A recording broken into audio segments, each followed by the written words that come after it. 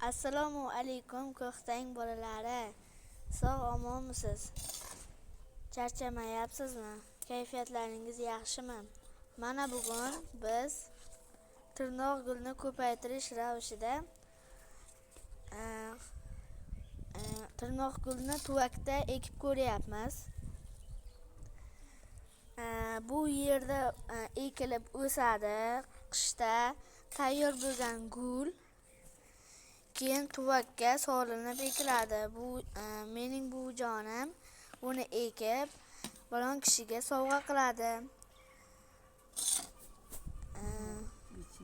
Bu licheniya guli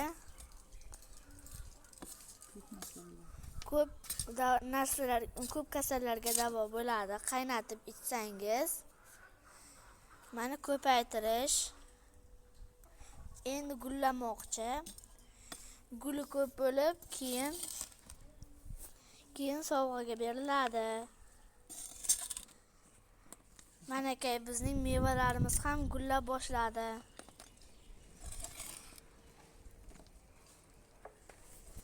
Atrofidan qum quyilib, ekilib, ustidan har doim kam-kam suv quyiladi va tayyor sovg'angizga boshingiz qotib qo'yilmaydi.